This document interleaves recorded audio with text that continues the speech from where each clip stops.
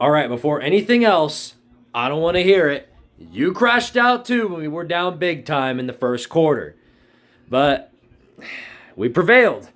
Now, it doesn't surprise me that we won, but it does surprise me how the game went. This was completely beyond anything that I expected from Tennessee, both sides of the ball. I guess we'll start out with what I saw that was really, really good. The offense looked much more improved, much more refined in the second half of the game. Nico is making really good throws. They were actually letting him sling the ball. Dylan Sampson, once again, finding wide open spaces to run the ball. And by the end of it, Vandy was just completely gassed and they had no more room to really sort of respond. Now, I will say this. Vandy, hell of a game. Hell of a game by y'all. You played to your heart's content. And I'm not, that's not me trolling or anything. I thought Vandy played a really, really good football game.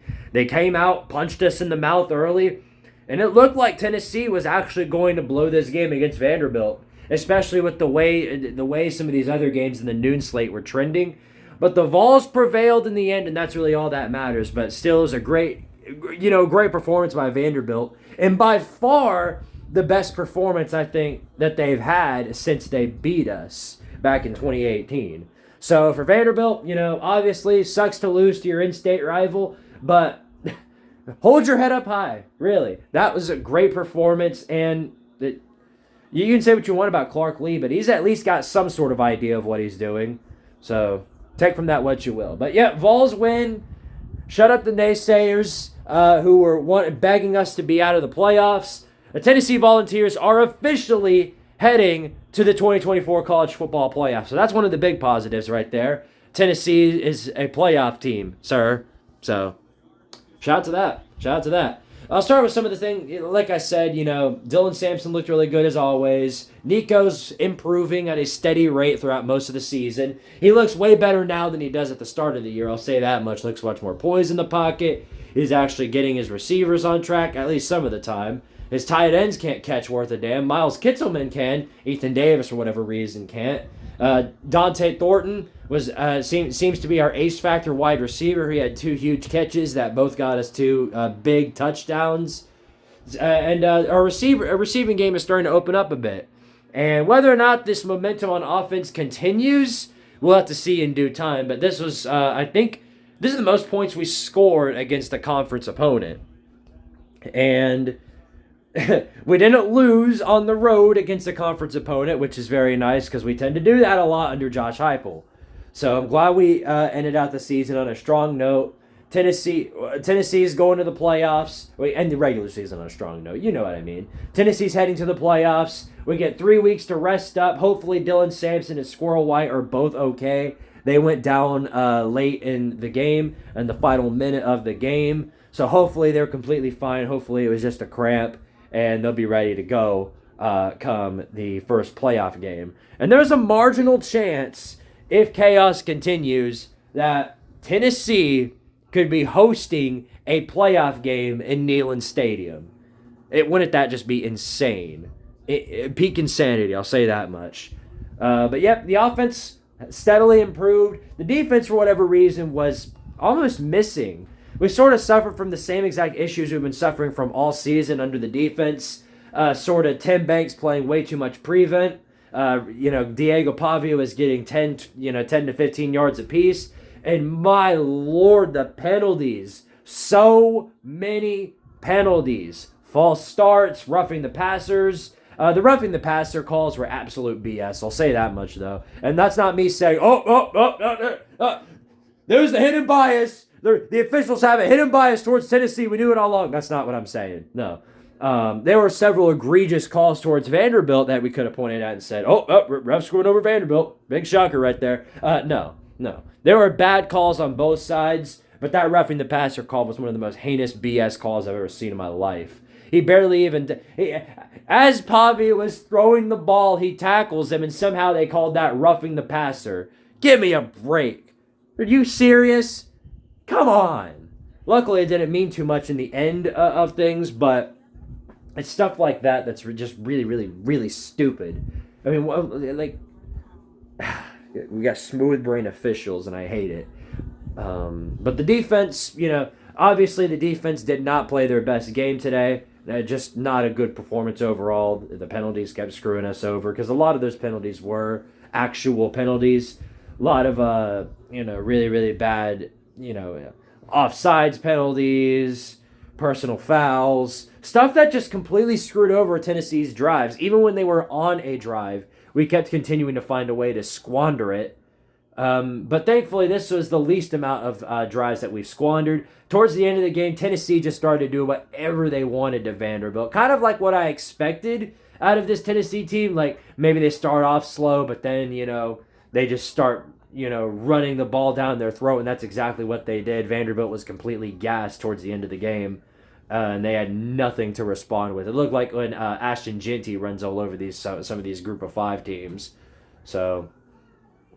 Not much else to really say. The special teams was awful. The kicking coverage, absolutely terrible. Whoever that kick returner is, either he's the best kick returner I've seen in a very long time, or Tennessee's kick, their special teams clearly need some work. At least one side of it. Kicking coverage, absolutely terrible. But their kicker, Max Gilbert, elite. So far, he's nailed that 50-yarder at the start of the game. But that kick return guy, he had it wasn't just the kick return touchdown at the start of the game. He had 3 or 4 of those that went past the 40 up to midfield. It was absolutely crazy. They were starting half of their drives today in Tennessee territory. So I don't really know what that was about, but nonetheless, it doesn't really matter because Tennessee came up clutch, and that's all that really matters at the end of the day. In a day full of upsets, Ohio State. After all the hell you gave Michigan fans for the Connor Stallions thing and the cheating to win their national championship, little old 6-5 Michigan, rolls into the horseshoe and beats you for the 4th year in a row. Sharon Moore owns Ryan Day. He's 2-0 against Ryan Day. 2-0. 2-0 against Ryan Day. Ryan Day, does he have a losing record against Michigan yet? I think he's had a losing record for a long time, but now he certainly does.